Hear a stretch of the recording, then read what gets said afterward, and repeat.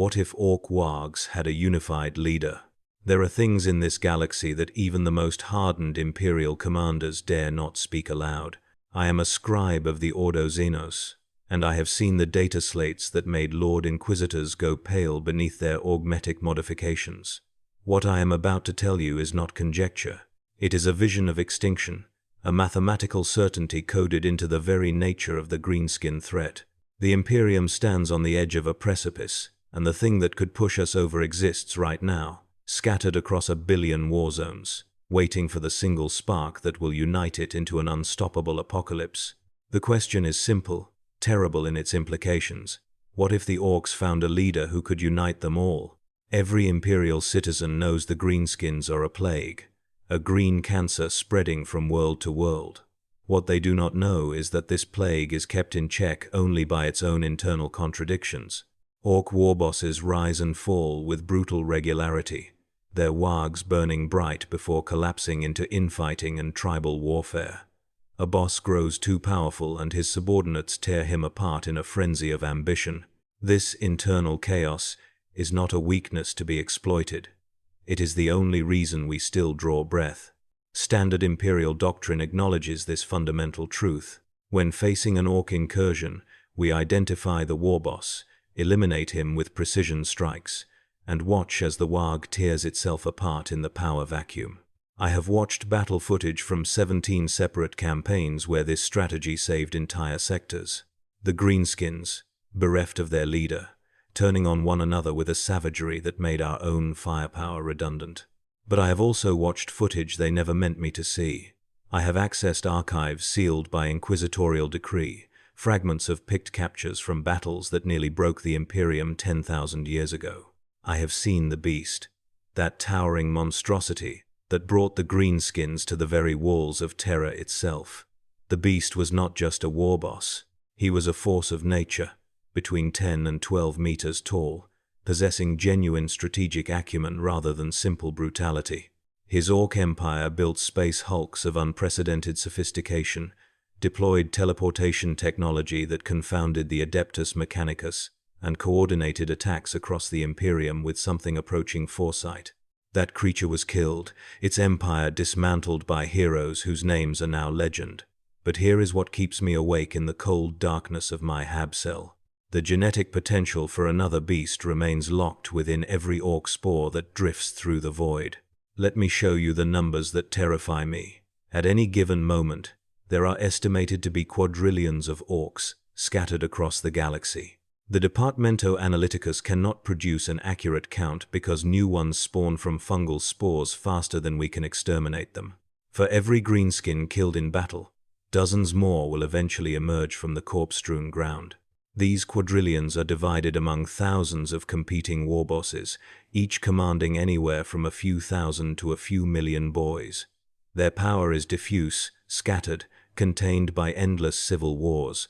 I have run the calculations myself, cross-referencing historical data from every major Ork incursion in the last 5 millennia. If even 10% of the galactic Ork population unified under a single leader, the resulting Waaghh would command military resources equivalent to the entire Imperial Guard. If 30% unified, the Imperium would be forced to abandon entire segmentums just to maintain defensive lines elsewhere. If 50% or more achieved unity, there would be no lines left to hold. The biological mechanisms that govern Ork society are not random. They are remnants of a weapon system designed by the ancient Old Ones, a species so advanced they shaped reality itself. The Orks are not animals.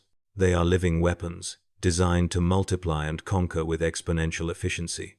The psychic gestalt field they generate grows stronger with every greenskin that gathers in one place. It is not merely additive, it is exponential, a feedback loop that amplifies power and aggression in ways that defy conventional understanding. Under the right conditions, with the right confluence of warfare and competition and sheer random chance, another beast could emerge. The greenskins are not diminishing. Every world they touch becomes a breeding ground, every battlefield a future source of infestation. The Imperium has been fighting them for 10,000 years, and there are more Orks now than when the Emperor walked among us. I dream of how it would begin, not with a sudden invasion, but with something subtle, a pattern that only someone watching data streams across multiple sectors might notice. Reports would come in of Ork attacks that seemed unusually coordinated, warbands that should have been fighting each other, instead moving in parallel toward common objectives. At first, it would be dismissed as coincidence. The Imperium receives thousands of Xenos threat reports every day. But the pattern would persist, growing more pronounced, spreading like a stain across strategic maps. Then would come the first confirmed sightings of the leader itself. Vox transmissions from doomed outposts, picked captures from reconnaissance servitors in their final moments. A warboss unlike any seen in living memory, not just larger but fundamentally different. Perhaps it would speak Gothic, its voice carrying across the Vox network with a clarity that made seasoned soldiers drop their lasguns in shock. Perhaps it would demonstrate technology that should not function, weapons that operated according to principles the Mechanicus could not explain. By the time verification arrived, it would already be too late.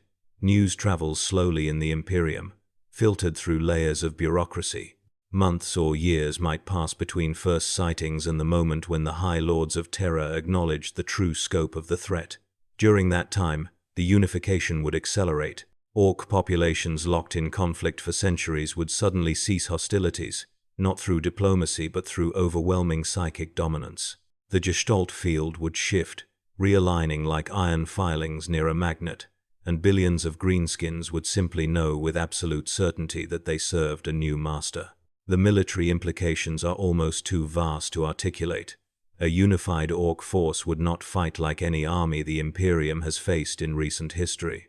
It would not waste resources on pointless raids or break off attacks to loot fallen enemies. It would pursue strategic objectives with ruthless efficiency, targeting industrial worlds and forge worlds first to deny the Imperium its material base, then moving systematically through sectors with overwhelming force concentrations that made defensive stands suicidal. The Astra Militarum would collapse first. Our guard regiments are spread across the galaxy like a thin film stretched over an incomprehensible vastness. They rely on localized superiority and the expectation that enemies will not attack in perfect coordination across multiple fronts simultaneously. Against a unified Waaagh, every defensive line would be probed, tested, and shattered in the same strategic moment. Regiments that had never heard of each other would find themselves under assault by green tides, sharing the same tactical doctrine, the same equipment specifications, the same terrible purpose. The Munitorum could not redeploy fast enough to compensate. Picture a single soldier in a trench on some contested world. He has fought Orks before, seen them charge across no man's land with their brutal cunning, but this time would be different. The greenskins would advance with coordination that defied everything he understood about the enemy. They would suppress his position with accurate artillery fire while flanking elements maneuvered for optimal assault vectors. They would use heavy weapons deliberately, targeting command posts and weapon emplacements rather than firing at random. When they finally charged, it would not be a disorganized mob but a coordinated assault hitting the defensive line at its weakest points simultaneously. The soldier would fight because that is what soldiers do. He would kill Orks, perhaps many Orks, but the tide would not stop. For every greenskin that fell, 2 more would take its place, then 3, then 5. The ammunition would run low. The soldier to his left would die, then the one to his right. Eventually he would be alone in his section of trench, surrounded by the dead, still firing because the alternative was to wait for the inevitable. When his power pack finally failed, he would fix his bayonet. The Orks would come over the parapet, and that would be that. One more death in a galaxy already drowning in them. The Space Marines would fare better, but even the Adeptus Astartes have limits. There are approximately 1,000 chapters, each fielding at most 1,000 battle brothers. Against a unified greenskin empire numbering in the hundreds of trillions, even transhuman warriors in power armor become a tactical irrelevance. They would fight brilliantly, holding impossible positions and buying time for civilian evacuations with their blood and bolter shells. But the chapters would be ground down, cut off from their fortress monasteries and supply lines, forced into increasingly desperate last stands on worlds whose names would be forgotten within a generation. The psychological effects would be catastrophic. The Imperium runs on faith, on the belief that humanity is ascendant, that the Emperor watches over us, and will not allow his children to be extinguished. A unified Ork Waaagh would break that faith, not slowly, through gradual erosion, but catastrophically, in the moment when Imperial citizens realized the greenskins were not just another manageable threat but an existential apocalypse. Imagine a planetary governor receiving reports that Ork forces are 3 weeks away, advancing with mechanical precision. He orders the PDF mobilized, sends desperate pleas for reinforcement, and receives no response because sector commands ceased to exist 2 months ago and nobody bothered to tell him. The population descends into riots as the green tide becomes visible on the horizon, a wall of crude metal and screaming Xenos flesh stretching from one side of the continent to the other. The governor locks himself in his spire while his world burns, cursing the Emperor for abandoning them. Some worlds would surrender without firing a shot. During the War of the Beast, several Imperial governors attempted to negotiate with the greenskins, offering tribute in exchange for their populations being spared. It did not work then and would not work now, because Orks do not think like humans. They do not want subjects or slaves. They want a good fight, and after that they want to move on to the next good fight, leaving behind nothing but ruins and spores. I have read classified assessments from the Inquisition's Strategium that project timeline to collapse scenarios. If 20% of the galactic Ork population unified, the Imperium Nihilus would fall within 5 years. No relief could reach it across the Great Rift. If 40% unified, the rate of collapse accelerates to 18 months for major sectors in Imperium Sanctus. If 60% or more achieved unity, the projections become meaningless because the Imperium as a political entity would cease to exist within 6 months, fragmenting into isolated fortress worlds and mobile fleet communities fleeing ahead of the green wave. What of our allies? The Aeldari would retreat into their webway refuges and seal the gates behind them. They have done it before, after the fall that birthed Slaanesh. The Tau Empire would fight with admirable coordination, but their territory is a tiny oasis in a desert of war. They would be swallowed whole. The Necrons would awaken in greater numbers, carving out their own territories with implacable precision, exterminating anyone who stood in their way. At best, the Imperium might form temporary non-aggression pacts with local Necron dynasties. At worst, we would find ourselves caught between 2 extinction-level threats. Chaos would react with a mixture of glee and alarm. The dark gods feed on emotion, and the psychic turmoil generated by humanity's desperate last stand would be a feast without equal. But even the ruinous powers have reason to fear a truly unified Waaagh. The greenskin gods, Gork and Mork, are among the most powerful entities in the Imperium, sustained by the belief of quadrillions of worshippers. In normal circumstances, that power is diffused, but if the entire species aligned behind a single leader, Gork and Mork would themselves align, focusing their divine attention on the material realm with catastrophic intensity. The resulting psychic pressure would warp reality.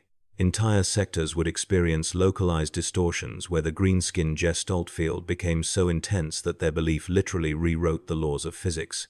Guns that should jam would never fail. Armor that should crumble would turn aside plasma fire. Orks who should die from wounds that vaporized their organs would simply keep fighting because they had not realized they were supposed to be dead. The Imperium has always relied on material superiority to balance the greenskins' numerical advantage, but that advantage would evaporate in an environment where human weapons obeyed physics and Ork weapons obeyed only faith. How would Terra fall? The throne world has defenses that make forge worlds look vulnerable by comparison. The orbital plates, the ground batteries, the countless millions of defenders drawn from the most elite fighting forces in the Imperium. But defenses can be overwhelmed by sufficient force, and a unified Waaagh would bring force beyond calculation. They would not need to land troops initially. They would simply besiege the system, cutting off all routes of supply and reinforcement, reducing the heart of the Imperium to a besieged fortress while the rest of the galaxy burned. How long could Terra hold? Months, certainly. Perhaps years if the defenders rationed carefully. But eventually, inevitably, the walls would crack. Ork attack moons would hammer the orbital defenses with weapons that made the Horus Heresy's fleet actions look like training exercises. Boarding parties would swarm through the breaches, fighting room by room through installations that had not seen enemy boots in 10,000 years. The defenders would fall back toward the Imperial Palace, buying each meter with blood and sacrifice, until at last the greenskins stood before the Eternity Gate itself. What would happen then is beyond my ability to predict. Some theorize that the Emperor still possesses power sufficient to annihilate any physical threat that reached his throne. Others believe he has spent 10,000 years locked in a desperate psychic battle against chaos, unable to spare attention for material concerns. I fear the answer is darker than either extreme. I fear the Emperor is already dead in any meaningful sense, and what remains is merely the psychic inertia of a god corpse, sustaining the Astronomicon through metaphysical momentum, but incapable of conscious intervention. If Terra fell, if the Golden Throne was silenced and the Astronomicon snuffed out, the Imperium would not end immediately. There would be decades of lingering decline, isolated pockets of humanity fighting on without knowledge of whether they were the last. Warp travel would become suicidal without the Astronomicon's guiding light, stranding entire sectors. Some regions might endure for centuries, maintaining a semblance of civilization, but these would be embers, not flames, the dying light of a species that once held dominion over 1,000,000 worlds. The most horrifying aspect is not the military defeat or even extinction. It is the totality of the waste. 10,000 years of struggle, of sacrifice beyond measure, of faith maintained against every rational argument, all rendered meaningless by the simple fact that our enemies had a biological advantage we could never overcome. The Orks reproduce faster than we can kill them, grow stronger through conflict rather than being diminished by it, and possess gods who actively empower them. They are, in a very real sense, better adapted to this galaxy than we are. Yet there is a hope, thin as a dying man's last breath. The very factors that make Ork unification so catastrophically dangerous also make it improbable. The biological drives that compel greenskins to compete are not accidents. They are deliberate design features, limitations built into the species by the Old Ones to prevent exactly this scenario. A perfectly unified Ork race would have consumed the galaxy in the war in heaven. The internal competition, the constant cycle of rise and fall among war bosses, was meant to bleed off excess aggression and prevent the emergence of an unstoppable singular leader. Those design features have held for 60 million years. The beast was an aberration, a genetic reversion so unlikely that it has occurred perhaps 3 times in recorded history. The statistical probability of another such emergence is vanishingly small, particularly now when Orks have been so thoroughly dispersed and subjected to such varied environmental pressures that their genetic diversity has increased exponentially. This diversity is our shield. No single leader could appeal to all greenskin subcultures simultaneously. The Goths value close combat brutality. The Bad Moons favor flashy displays of wealth and daca. The Evil Suns care only for speed. The Blood Axes employ tactics other Orks consider cowardly.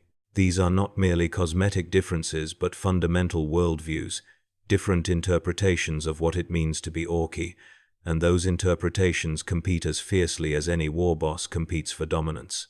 A leader attempting to unify the entire species would need to simultaneously be the best at fighting, the richest, the fastest, the most cunning, and a dozen other superlatives. The task is not merely difficult, but possibly paradoxical, requiring contradictory traits to coexist in one individual. The closest historical parallel would be the Emperor himself during the Great Crusade, but the Emperor was a genetic construct designed over tens of thousands of years.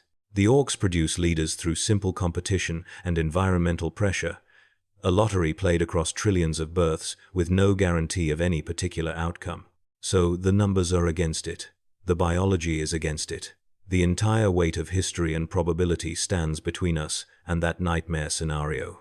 The greenskins will continue as they have for 60 million years, a threat to be managed and contained but never truly defeated. But late at night, when logic feels thin against the weight of the dark, I remember something an old Inquisitor told me. We had been reviewing casualty reports from a minor Ork incursion. I made some comment about how the greenskins were too disorganized to represent an existential threat. He looked at me with eyes that had witnessed the fall of worlds and said something I have never forgotten. Every major extinction event in galactic history was preceded by scholars explaining why it could not happen. The Eldari fell because they believed their empire eternal. Humanity collapsed into old night because we thought we had conquered the stars permanently. The pattern repeats with such regularity that it might as well be a law of nature. Civilizations do not fall to enemies they recognize and prepare for.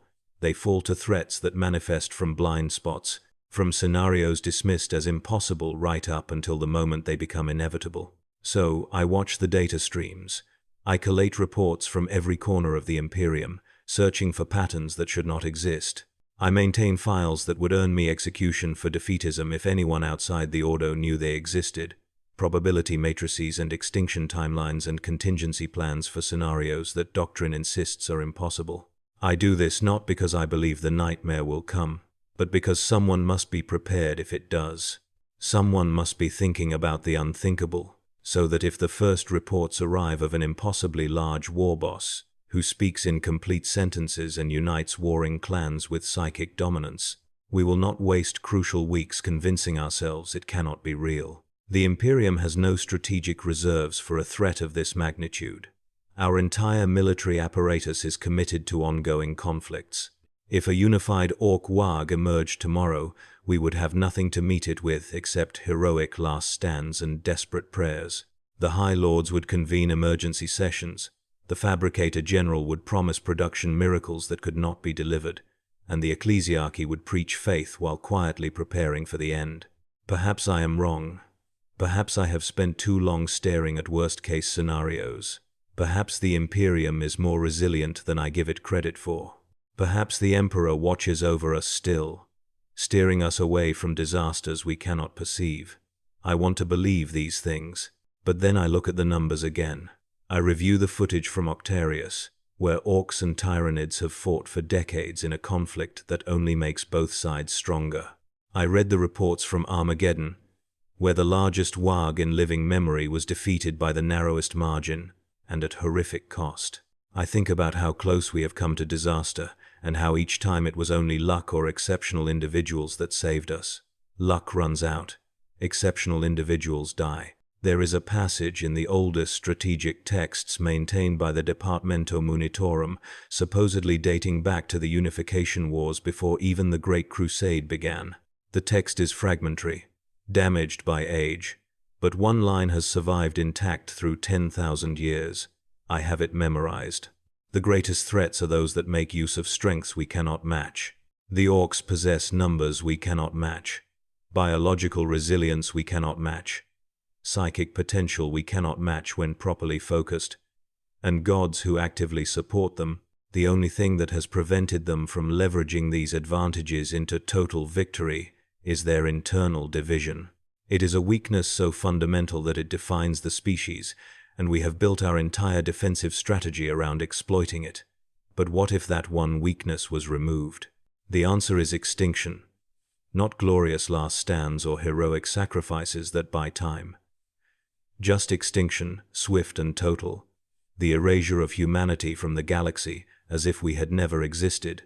The greenskins would sweep over our worlds like a green tide, breaking everything we built and reducing 10,000 years of imperial history to rubble. They would not even remember us particularly. We would simply be another good fight, one species among thousands they had destroyed since the war in heaven. Sometimes I wonder if there is anyone else in the Imperium thinking about this, another analyst somewhere who has reached the same conclusions and carries the same terrible knowledge. The nature of the Inquisition makes it impossible to know. We keep our own counsel, share information only on a need-to-know basis. Critical insights might be scattered across a dozen minds that never speak to one another. I have tried, in what limited ways my station permits, to seed contingency plans throughout the systems I have access to. Nothing overt, just small adjustments that might buy a few extra hours if the worst came to pass. I have recommended higher reserves of ammunition and food supplies. I have pushed for fortification upgrades on worlds along likely invasion corridors. I have advocated for improved communication protocols. These measures are drops in an ocean, insignificant against the scale of the threat. But they are what I can do, small acts of defiance that let me sleep at night. If I am wrong, these preparations will simply make the Imperium marginally more resilient. If I am right, they might save a few 100,000 lives, might buy enough time for one more evacuation. In the grand scheme of extinction, these numbers are meaningless. But I remember that each number is a person, a life with hopes and fears and loved ones. The calculus of survival in this galaxy is always brutal. We trade millions of lives for strategic resources, condemn entire worlds to buy time for more important objectives. The High Lords make these decisions from Terra, their faces grim as they sign execution orders for populations that will never know why they were chosen to die. I used to believe this system was monstrous. Now I understand it is merely rational. When the margins of survival are measured in percentages of the human race, individual worlds become expendable. But what happens when the calculus fails? When there are no more acceptable losses because every front is collapsing simultaneously? That is the scenario we would face against a unified Waaagh. There would be no time for carefully orchestrated withdrawals and defensive consolidations. There would only be chaos, a desperate scramble as commanders at every level realized the reserves were not coming, that orbital supremacy had been lost, that the careful plans laid out in tactical grimoires had assumed an enemy that no longer existed. I imagine that moment, the precise instant when the realization would spread through the imperial war machine that we were not facing a problem we could solve, but a catastrophe we could only endure. It would not happen all at once. Information travels slowly. But as reports accumulated, as the pattern became undeniable, there would come a moment when even the most optimistic strategist would have to confront the truth. We were not going to win. We were not even going to achieve a stalemate. We were simply going to lose. 3 days ago, something changed. A data packet arrived from the Octarius sector, coded with Inquisitorial encryption I had never seen before. The authentication protocols dated back to the War of the Beast itself. Dormant subroutines in our communication network that had waited 10,000 years for activation. My hands shook as I decrypted the files. The images were fragmentary, captured by a reconnaissance servitor in the final seconds before its destruction. But they were clear enough. An Ork, easily 15 meters tall, standing atop a mountain of wrecked tyrannid bioforms. Its armor was not the crude patchwork typical of greenskin technology, but something approaching genuine craftsmanship, adorned with glyphs that my cogitator identified as pre-imperial Old One's script. Around it stood warbosses from a dozen different clans, Goths and Blood Axes, and Evil Sons, their banners lowered in submission. The audio was worse than the images. The creature spoke, and its voice was wrong. Too articulate, too intelligent. It spoke in Gothic. "Humie's been running long enough. Time ta show him what a proper were looks like. Time ta show him what we was meant ta be." The vox capture ended with the sound I had imagined in my nightmares, a unified roar from millions of orc throats, perfectly synchronized, perfectly coordinated. The psychic resonance was so powerful it corrupted the recording itself, leaving artifacts in the data that looked like claw marks. I filed my report 2 days ago. It should have reached Terra by now. I have received no acknowledgement, no orders, no indication that anyone read it. Perhaps they think I have gone mad. Perhaps they simply cannot process what the data shows. Or perhaps they are already moving in response and I am too far down the chain of command to be informed. It does not matter. I know what is coming. The pattern I have feared for decades, the nightmare I calculated and recalculated until the numbers burned themselves into my mind, is no longer theoretical. The unification has begun. Last night I stood before the viewport in my quarters, staring out at the void. Somewhere out there, in the darkness between stars, the green tide is rising. It is gathering mass and momentum, pulling every scattered Ork warband into its inexorable gravity. In a year, perhaps 2, it will be unstoppable. In 5 years, Terra itself will be under siege. I think about all the people who will die never knowing what killed them, never understanding that they were casualties of a threat dismissed as impossible. I think about the scholars and strategists who will refuse to believe until the Orks are literally at their gates. I think about the trillions who placed their faith in the Emperor's protection, who believed right up until the end that somehow humanity would endure. They were wrong. I was wrong. Not about the threat, but about the timing. I thought we had more time. I thought the statistical improbability would hold for another generation, another century, but probability is not fate, and 60 million years of stability means nothing against the simple truth that everything that can happen eventually will. The green tide is here. It is rising, and we were never going to be ready. I pour myself a glass of Amasec and return to my data slates. There is work to be done, calculations to refine, reports to file that no one will read. The nightmares that kept me awake have become reality, and reality demands documentation. Someone needs to record this, to mark the moment when humanity's long gamble finally failed. Someone needs to be the last analyst at his post, filing reports into the void, maintaining the rituals of duty even as everything we built crumbles. The data streams flicker across my screens, green markers multiplying like a fungal bloom across the galactic maps, sector after sector showing the same pattern: unity, coordination, purpose. I take another drink and begin typing. The Emperor may no longer be listening. The High Lords may have already fled Terra for some hidden refuge. The Imperium I have served my entire life may be entering its final days. But I am still here. I am still watching, and I will document every moment of our extinction, every step of the green tide's advance, until the very end. Because someone must bear witness, someone must record the truth that we spent 10,000 years refusing to face. The Orks have found their leader. The unification we dismissed as impossible has begun, and the galaxy will burn in shades of green until nothing remains but spores and silence and the fading echo of a species that thought itself eternal.